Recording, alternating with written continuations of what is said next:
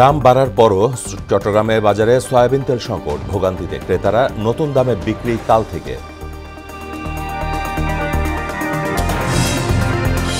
দেশে বর্তমান নদ নদীর সংখ্যা 11,500-র মতো, ত্রুটি বিচ্যুতি সংশোধন করে খসড়া তালিকা প্রকাশ পানি সম্পদ মন্ত্রণালয়ে। হত্যা চেষ্টা মামলায় হাইকোর্টের জামিন পেলেন অভিনেত্রী শমিকা ইসলার। 12 বছরের সাজা থেকে খালাস বিএনপি নেতা দুলু।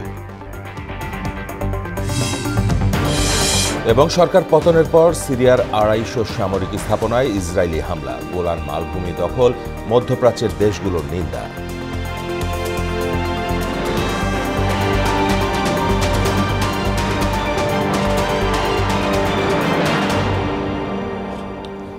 আসসালামু আলাইকুম, সবাইকে মোহনা সংবাদে স্বাগত। শুনছিলেন শিরোনাম, সঙ্গে আছি মাহমুদ হোসেন। এবার বিস্তারিত। দাম বাড়ার পর স্বাভাবিক হয়নি চট্টগ্রামের সয়াবিন তেলের বাজার। বিক্রেতারা বলছেন ডিলারের কাছ থেকে পর্যাপ্ত সরবরাহ আসছে না। গতকাল সয়াবিন তেলের দাম প্রতি লিটারে 8 টাকা বাড়িয়েছে সরকার। এখন প্রতি লিটার বোতলজাত সয়াবিন তেল বিক্রি হবে 175 টাকায়, যা এতদিন ছিল 167 টাকা করে। এখন প্রতি লিটার খোলা সয়াবিন তেলের দাম 149 টাকা থেকে বেড়ে দাঁড়াবে 157 টাকা। খোলা পাম তেলের লিটার 149 টাকা থেকে বাড়িয়ে 157 টাকা করা হয়েছে।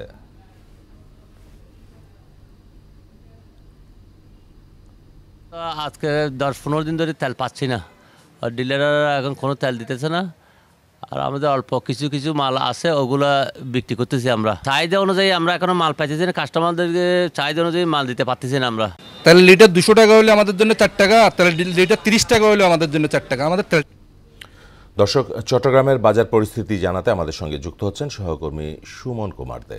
সুমন, বাজার পরিস্থিতি কেমন দেখছেন? ভোজ্য তেলের দাম নিয়ে সাধারণ ক্রেতারা কি বলছেন জানাবেন।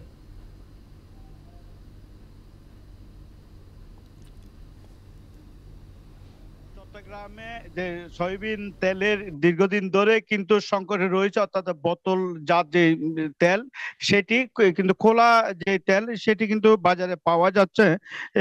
এখানকার যারা ব্যবসায়ী আছে তারা বলছেন যে সরকারের নতুন দাম নির্ধারণ করে দেওয়ার পরেও কিন্তু যারা ডিলার রয়েছে তেলের, তারা কিন্তু তেল তাদেরকে দিতে পারছেন না।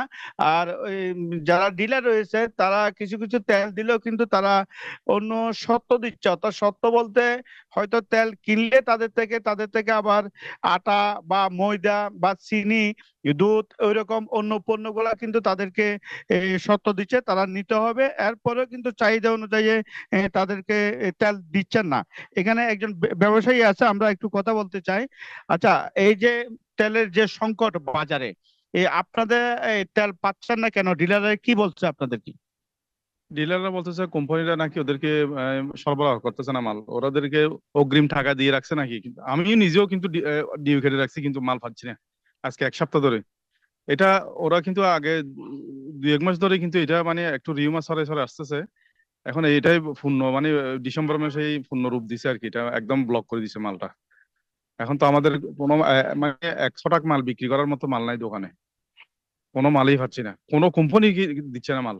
আবুল খায়ের কিছু কিছু দিত, ওটাও বন্ধ করে দিছে, সম্পূর্ণ একদম আউট করে দিছে মাল। আপনারা কাস্টমারকে কি দিচ্ছেন? এখন কিছু করার নেই আসলে, আমরা তো ওই খোলা কিছু নিয়ে আসতেছি, ওইগুলো নিয়ে এসে অল্প স্বল্প করে বিক্রি করতেছি, বা অন্য জায়গা থেকে দাম গায়ে রেট আছে এক ধরনের, তাও আবার বাড়তি দিয়ে 5 টাকা 10 টাকা বাড়তি দিয়ে নিয়ে এসতেছি মাল। খাতুনগঞ্জ থেকে কালকে নিয়ে এসেছি, আমি একটা প্রোগ্রাম ছিল, ওগুলো বাড়তি দিয়ে নিয়ে আসছি আমি মাল। ধন্যবাদ আপনাকে। আসলে মাহমুদ, আমরা যেমনটা শুনছিলাম, অর্থাৎ তেলের যে সংকট সেটি কিন্তু এখনো রয়েছে। নতুন দাম বাড়ার পরেও কিন্তু বাজারে এই তেল নেই, অর্থাৎ চট্টগ্রামে। তো চট্টগ্রাম থেকে এই ছিল এখন পর্যন্ত আমার কাছে সর্বশেষ। সুমন, আপনাকে ধন্যবাদ। ত্রুটি বিচ্যুতি সংশোধনের পর নদ নদীর সংখ্যা নিয়ে খসড়া তালিকা প্রকাশ করেছে পানি সম্পদ মন্ত্রণালয়। সেই অনুযায়ী এখন দেশে নদ নদীর সংখ্যা 1156টি। বিভাগীয় কমিশনারের কার্যালয় থেকে পাওয়া তথ্যে প্রারম্ভিক কাজ শুরু হয়েছে। সকালে ভবনে বাংলাদেশের নদ নদীর সংখ্যা নির্ধারণ বিষয়ক অবহিতকরণ সভায় এ খসড়া তালিকা প্রকাশ করা হয়। আর যাচাই বাছাই শেষে নদ নদীর চূড়ান্ত তালিকা প্রকাশ করা হবে বলে জানানো হয় সেমিনারে।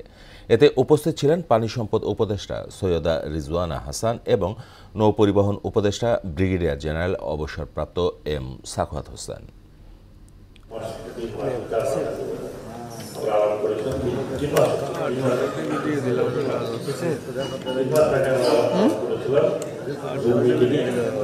তখনও মোটামুটি আমাদের তরফ থেকে বিশেষ করে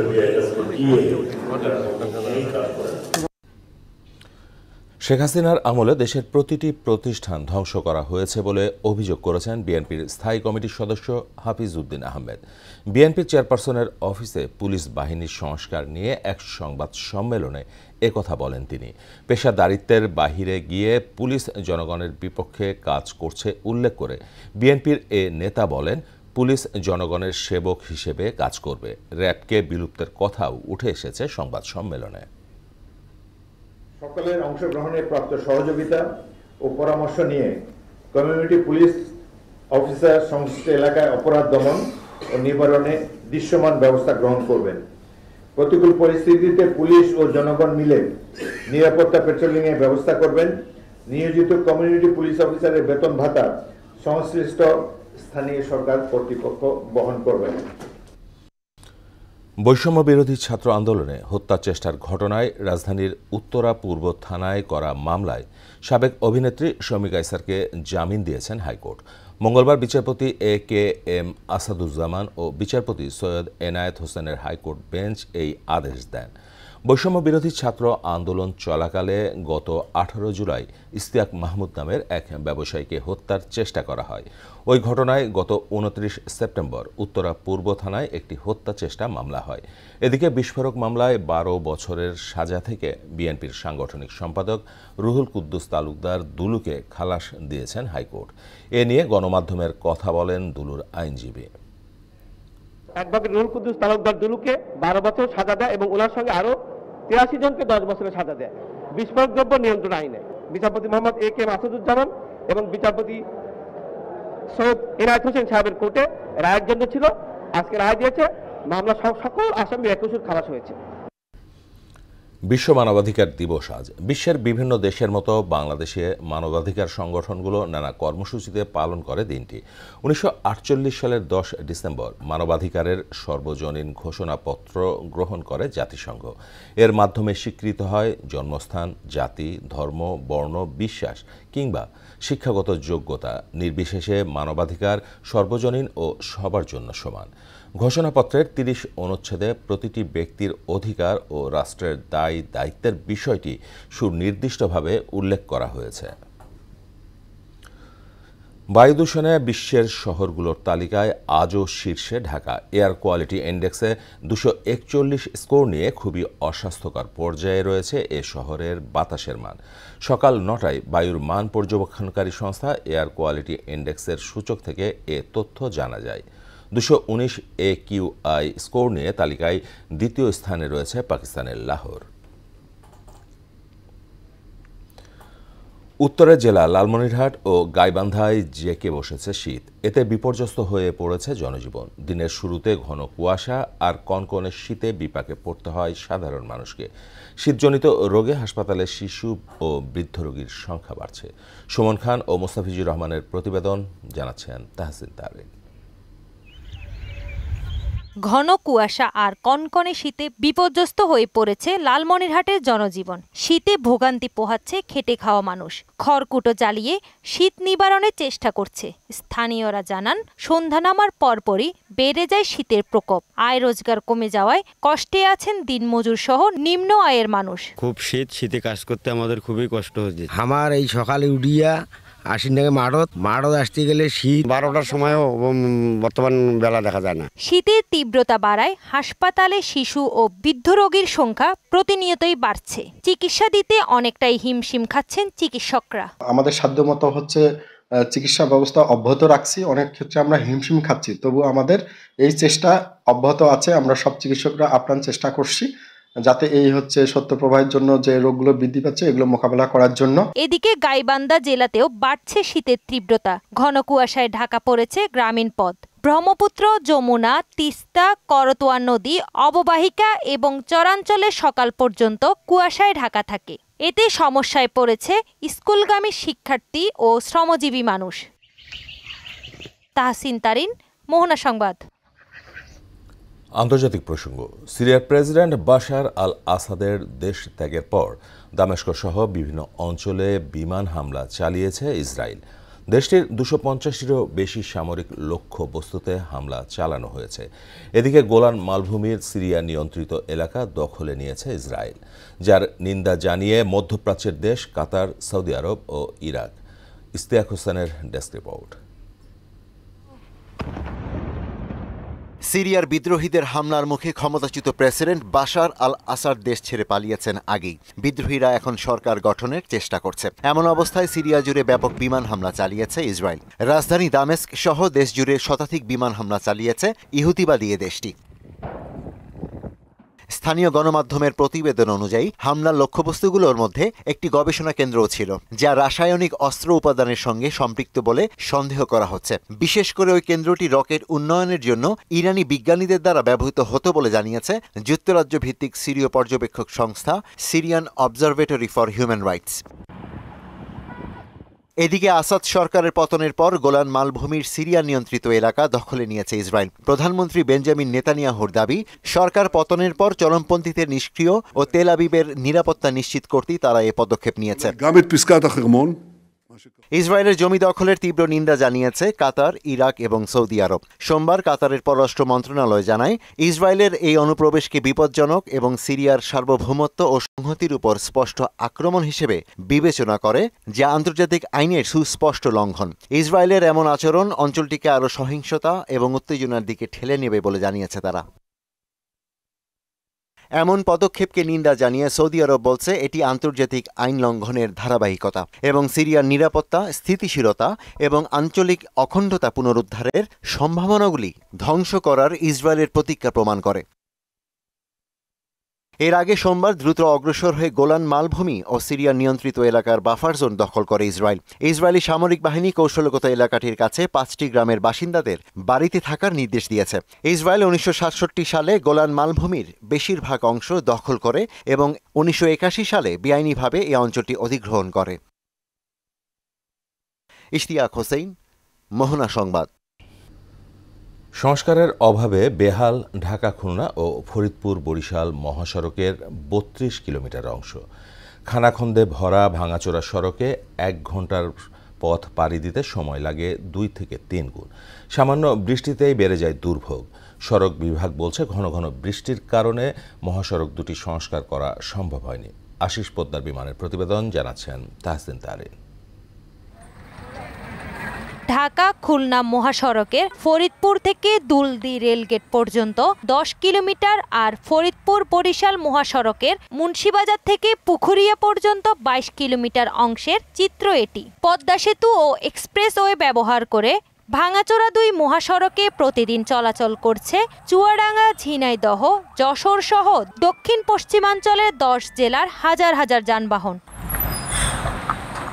স্থানীয় বাসিন্দা আর চালকরা জানান, প্রায় 3 মাস ধরেই প্রতিনিয়ত ক্ষয় হচ্ছে সড়কটি। সময়মতো সংস্কার না হওয়ায় যা চলাচলের অযোগ্য হয়ে পড়ছে। অনেক গাড়ি চলাচল করে, এই জন্য আমাদের এই রাস্তায় চলাচল করতে অনেক কষ্ট হয় এবং রাস্তাটা সংস্কার অতি জরুরি। এই রাস্তায় গাড়ি চালাইলে গাড়ি থাকবে না। রাস্তায় যে গর্ত, এটা গর্তের ভিতরে পড়লে গাড়ির পাতি পুতি ভাঙে বসে পড়া লাগে। অনেক সময় ডেলিভারি পেশেন্ট থাকলে বা নিয়ে যাইতে যাইতে অনেক রোগী অনেক সময় আরো পরিস্থিতি খারাপ হয়ে যায়। সড়ক ও জনপথ বিভাগের নির্বাহী প্রকৌশলী বলছেন, ফরিদপুর বরিশাল মহাসড়কটি কুয়াকাটা পর্যন্ত 4 লেনের কাজ চলমান থাকায় এই মুহূর্তে বড় কোনো কাজ করা সম্ভব হচ্ছে না। 4 লেন সড়ক নির্মাণ করব। তার প্রথম পর্যায়ে আমরা যে ভূমি অধিগ্রহণের কার্যক্রম চলমান থাকায় আমাদের এই সড়কে মেজর কোনো কাজ সম্পন্ন করতে পারছি না। অতিরিক্ত পরিমাণে বৃষ্টিপাত হয় সেই কারণে দেখা যাচ্ছে বিভিন্ন সড়কের দুর্বল জায়গাগুলোতে পথস্রোতের সৃষ্টি হয়েছে। দক্ষিণ পশ্চিমাঞ্চলের হাজার হাজার মানুষের যাতায়াত নির্বিঘ্ন করতে মহাসড়ক দুটি দ্রুত সংস্কারের দাবি জানিয়েছেন ভুক্তভোগীরা। তাহসিন তারিন, মোহনা সংবাদ। ছাদে ধান চাষ করে আলোড়ন সৃষ্টি করেছে Barishal institute of nuclear medicine and allied সায়েন্সের পরিচালক ডাক্তার নাফিসা জাহান।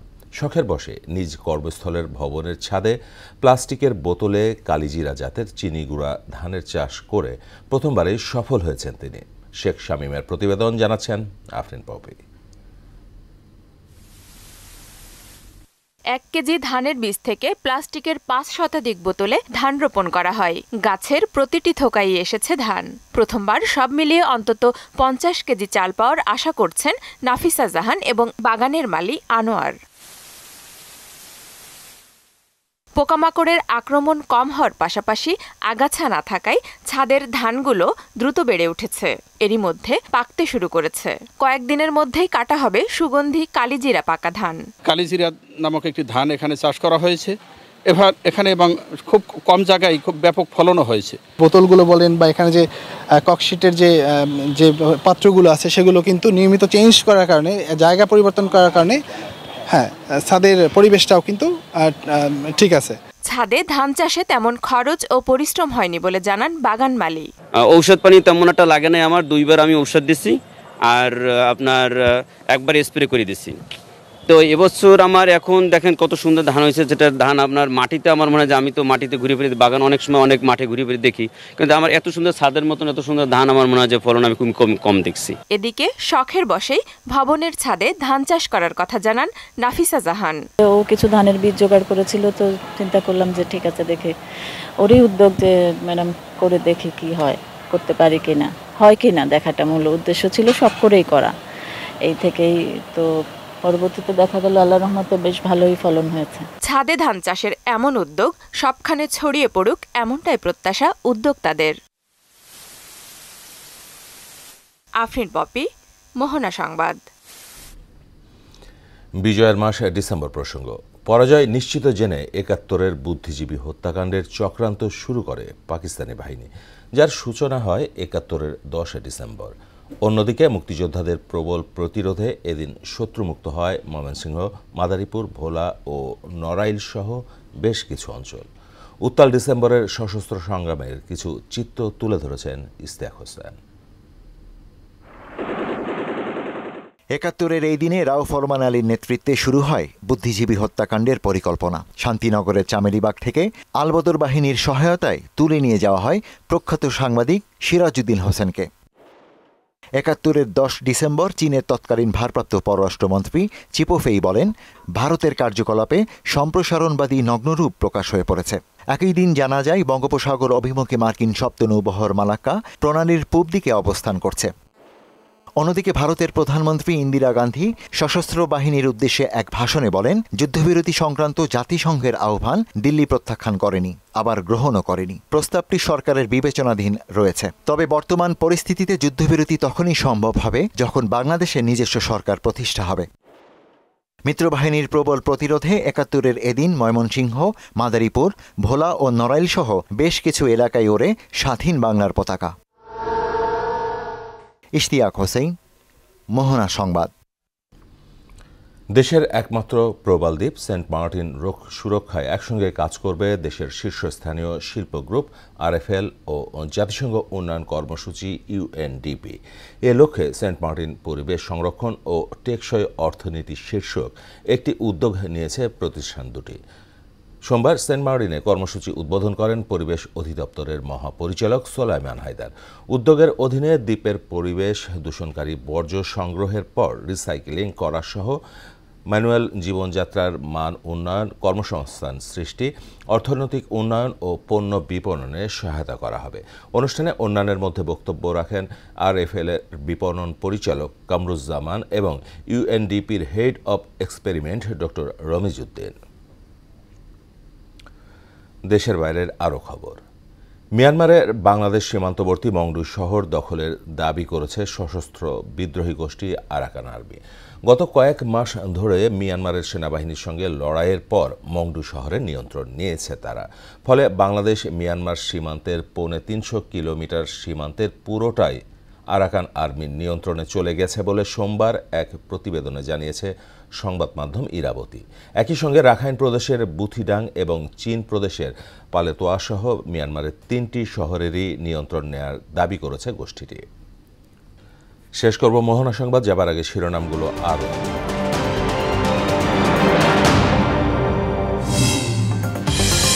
দাম বাড়ার পরও চট্টগ্রামের বাজারে সয়াবিন তেল সংকট, ভোগান্তিতে ক্রেতারা, নতুন দামে বিক্রি কাল থেকে।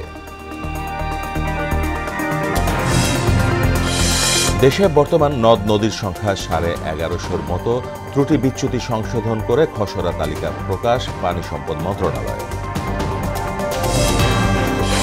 হত্যাচেষ্টা মামলায় হাইকোর্টে জামিন পেলেন অভিনেত্রী শমী কায়সার। 12 বছরের সাজা থেকে খালাস বিএনপি নেতা দুলু। এবং সরকার পতনের পর সিরিয়ার 250 সামরিক স্থাপনায় ইসরায়েলি হামলা, গোলান মালভূমি দখল, মধ্যপ্রাচ্যের দেশগুলোর নিন্দা। এই ছিল মোহনা সংবাদে। পরবর্তী সংবাদ বিকেল 5:30টায়। এর আগে সংবাদ এক নজরে দেখবেন বেলা 3টায়। মোহনার সবশেষ খবর জানতে ভিজিট করুন www.mohana.tv। সংবাদ দেখতে পারেন ফেসবুক ও ইউটিউবে। এতক্ষণ সঙ্গে থাকার জন্য সবাইকে ধন্যবাদ।